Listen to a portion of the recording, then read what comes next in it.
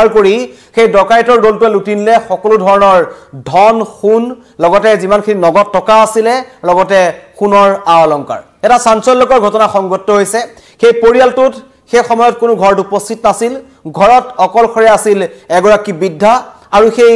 ডকাইতৰ দলটোৱে সেইখিনি সময়তে টাৰ্গেট কৰি ললে সেই ঘৰখন ঘটনা গোলাঘাটৰ ৰঙাজানৰ নিখা এই চাঞ্চল্যকৰ ডকাইতিৰ ঘটনাটো সংঘটিত হৈছে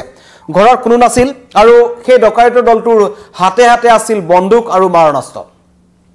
বিদ্যাগৰাকী অকলে আছিল আৰু ৰঙাজাল পেট্ৰল পাম্পটো যোনটো আছে পেট্ৰল পাম্পৰ একেবাৰে কাষত থকা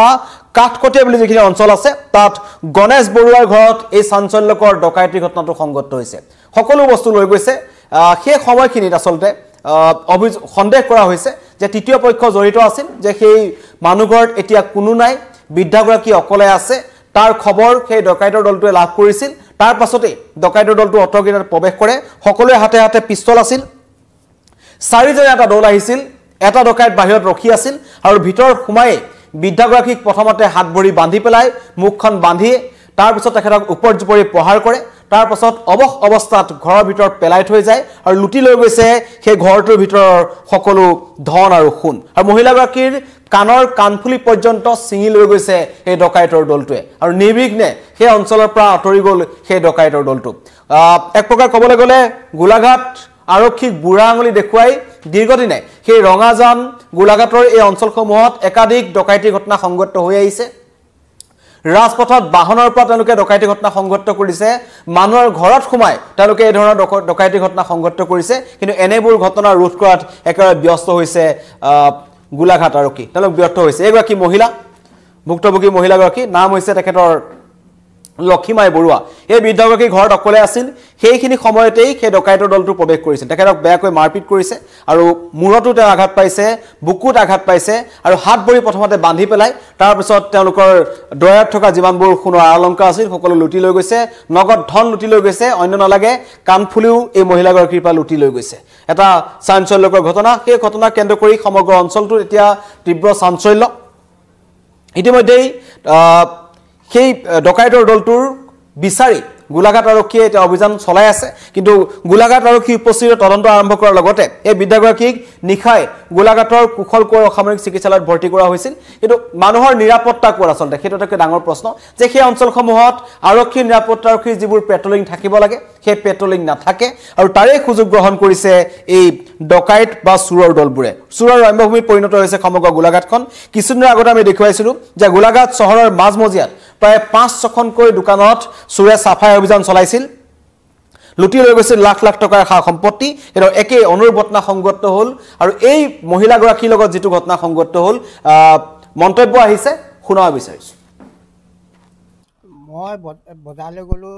3:30 মান বজাত মই বজাৰলৈ গৈছিলোঁ তাতে অকমান এঘণ্টা মোৰ দেৰি হ'ল তেতে 5:30টা বাজিছে মই লাহে লাহে ঘৰলৈ যাম আৰু সন্ধিয়া পৰত কি আছে আৰু সন্ধিয়া পৰ মানে সেই সন্ধিয়া পৰতে আহি মানে সোমালেহি বোলে 3টা আহি মই আকৌ বাহিৰতে আছোঁ কৰি আছে বান্ধি থৈছে গোটেইখন মানে হেৰিবিলাক মুখ বান্ধি থৈছে হাত দুখন পিছফালে বান্ধি থৈছে দুইজনী তাৰপিছত খুব ঘুচি আছে তাৰ গডৰেজৰ চাবি বিচাৰিছে তাৰপৰা হেৰি কি কয় গুলিয়াই দিম বুলি কৈছে তাৰপিছত আকৌ কুকুৰখন ডিঙিৰ ওচৰত লগাই থৈছে কেইজন আছিলে তেওঁ তিনিজন আছিল আৰু কি বুলি কৈছিলে আৰু কৈছে মানে ল'ৰাই টেষ্ট খাইছে বোলে সেই খাই কথা ক'ব লাগে নেকি ডাকু কৰিবলৈ আহি পেলাই আচল ডকাইতি নহয় এইটো শৰাই এখন আছিলে শৰাই এখন লৈ গৈছে সিহঁতিয়ে গামোচাখন অঁতৰাই থৈ গৈছে বা সিহঁতি চোৱা মই কিবা কিবি কৰিব লাগিব অকণমান গামোচা নিয়া নাই শৰাই নিছে আৰু পুলিযোৰ লৈ গৈছে বান্ধোতে পালেতো এৰুৱাই পিন্ধি আছিলে কি নাম মানুহগৰাকীৰ লক্ষীমাই বৰুৱা কিমান বয়স হৈছে তেওঁৰ এটা ধৰক 70-84 হৈ গ'ল আৰু দিন দুপৰতে আৰু 5:30 বজাত আৰু অকলে আছে আমি বুঢ়া বুঢ়ীহে থাকোঁ ল'ৰা দুটা আছে দুটা বাহিৰত থাকে এটা গুৱাহাটীত আপোনাৰ ৱাইফ হয় ৱাইফে মই থাকোঁ এই জেগাডোখৰ নামটো কি এই হ'ল কাঠকটীয়া গাঁও কিন্তু হেৰি ৰঙাজান কাঠকটীয়া আৰু কিবা নিছে বুলি গম পাইছিল নাই তেনেকৈ একো পোৱা নাই কিহৰ বাবে এইটো হৈছে কিহৰ বাবে কৰিছে মানে সিহঁতৰ দুটা মতলব এটা পইচা পাতি খুলিছে গডেজৰ তাৰপিছত গডেজ মানে খুলিবলৈ হেৰিটো হেণ্ডেলডালত ধৰিছে ঘটং কৰিছে তাত চাবি মৰা আছে তাৰ বুঢ়ীজনীয়ে কৈছে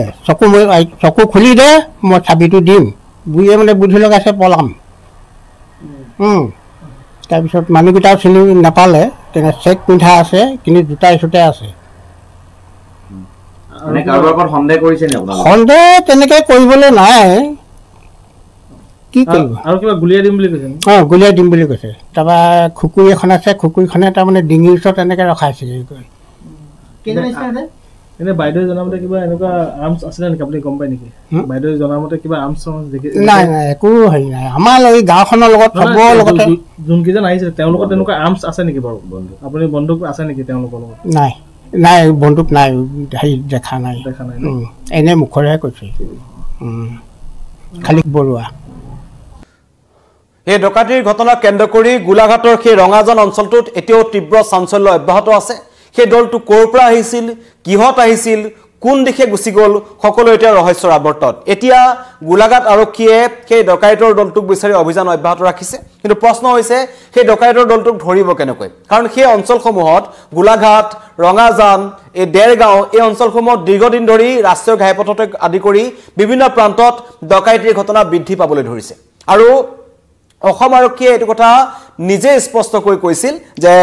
ৰাজ্যত বাহিৰৰ পৰা অহা একাংশ গেঙে এতিয়া এনেকুৱা ধৰণৰ ডকাইতিৰ ঘটনা সংঘটিত কৰি আহিছে আমি শেহতীয়াকৈ লখিমপুৰত দেখিলো এটা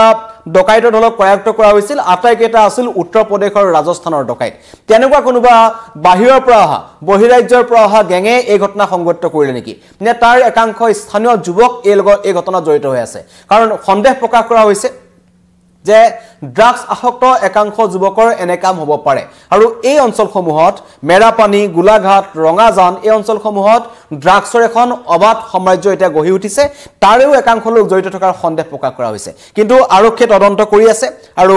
কথাটো এনেকুৱা ধৰণৰ যে বৰষুণ গলে জাপি ঠিক একেদৰে ডকাইত যোৱাৰ পিছত আৰক্ষী আহি তাত উপস্থিত হৈছে আৰু এনেবোৰ ঘটনা সুলভ হৈ পৰিছে সেই অঞ্চলসমূহত প্ৰতিদিনে এনেবোৰ ঘটনা সংঘটিত হয় গ্ৰামাঞ্চলত এনেকুৱা ধৰণৰ ঘটনা সংঘটিত হৈছে গাঁওৰক্ষী বাহিনী হওক বা স্থানীয় আৰক্ষীয়ে সেই অঞ্চলসমূহত নিশা পেট্ৰলিং নকৰাৰ এটা অভিযোগ উত্থাপন হৈছে তাৰেই সুযোগ গ্ৰহণ কৰি আছে এই ডকাইতৰ দলসমূহে নিৰ্বিঘ্নে ডকাইতিৰ ঘটনা সংঘটিত কৰি তেওঁলোকে সেই স্থানৰ পৰা আঁতৰি যায় প্ৰথম কথা এই ঘৰটোত যেটো ৰঙাজান পেট্ৰল পাম্প আছে একেবাৰে হাইৱেৰ কাষতে আছে সেই পেট্ৰল পাম্পটোৰ কাষত যে এই বৃদ্ধাগৰাকী ঘৰত অকলে আছিল হিয়াৰ তথ্য সেই ডকাইতৰ দলটোৱে কেনেকৈ লাভ কৰিলে কোনোবা পক্ষতাত জড়িত হৈ আছে নেকি বা তেনেকুৱা ধৰণৰ খবৰ দিয়া মানুহ সেই অঞ্চলসমূহত ঘূৰি ফুৰে নেকি সকলো আৰক্ষীয়ে তদন্ত কৰি আছে কিন্তু এই ঘটনা কেন্দ্ৰ কৰি এতিয়া এই লক্ষীমাই বৰুৱা আৰু গণেশ বৰুৱা বৃদ্ধ দম্পতি তেওঁলোক অকলশৰে তাত বাস কৰে তেওঁলোকৰ পৰিয়াল বাহিৰত থাকে তাৰে সুযোগ গ্ৰহণ কৰি ডকাইতৰ দলটোৱে লুটি নিছে সোণৰ অলংকাৰ লগত ধন এখন শৰাই আৰু বহু মূল্যৱান সামগ্ৰী সেই অঞ্চলসমূহৰ ৰাইজৰ এটা ডাঙৰ প্ৰশ্ন যে আমাৰ জীৱনৰ নিৰাপত্তা ক'ত সেই অঞ্চলসমূহত মন গলেই ডকাইতিৰ ঘটনা সংঘটিত হয় ৰাজপথত বাহন ৰখাই টকাৰ বেগ কাহিনীয়া হয় তাৰ পাছতো কিন্তু আৰক্ষীয়ে অপৰাধীক ধৰিবলৈ সক্ষম নহয় গোলাঘাট আৰক্ষীক বাৰম্বাৰ বুঢ়া আঙুলি দেখুৱাই এনেকুৱা ধৰণৰ ঘটনা সংঘটিত কৰি আহিছে এটা গেঙে সেই গেংটোক ধৰাত কিন্তু এতিয়াও ব্যৰ্থ হৈছে গোলাঘাট আৰক্ষীৰ সন্মুখত এটা নতুন প্ৰত্যাহ্বান যে গোলাঘাটৰ ৰঙাজনত নিশা যেটো চাঞ্চল্যকৰ ঘটনা সংঘটিত হ'ল আৰু কথমপি এই বৃদ্ধা বৃদ্ধাগৰাকীৰ প্ৰাণ ৰক্ষা পৰিছে তেখেতক হত্যাৰ ভাবুকি প্ৰদান কৰিছিল ডিঙিত এখন দা লগাই থৈছিল যাতে কোনো ধৰণৰ মুখেৰে চিঞৰ বাখৰ নকৰে আৰু তেওঁ উপৰ্যুপৰি প্ৰহাৰ কৰিছে প্ৰায় অৱশ অৱস্থাত তেওঁ ঘৰৰ ভিতৰত পেলাই থৈ গৈছিল পৰৱৰ্তী সময়ত স্থানীয় লোকে তেওঁক উদ্ধাৰ কৰিছে কিন্তু এতিয়ালৈকে সেই ডকাইতৰ দলটো ক'ৰ পৰা আহিছিল কি মটিভ লৈ আহিছিল কোনে তেওঁলোকক তালৈ পঠাই দিছিল বা কোনে খবৰ দিছিল কোনো ধৰণৰ ক্লু কিন্তু এতিয়ালৈকে গোলাঘাট আৰক্ষীৰ হাতত নাই ধন্যবাদ